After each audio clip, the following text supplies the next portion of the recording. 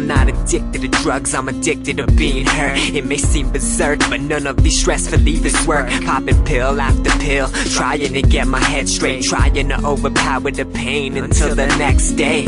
But it ain't happening, I'm an addict that's half asleep, while the other half of me is trapped in a series of bad dreams. My current position was tripping on shrooms and acid caps until my ass collapses. Suicide was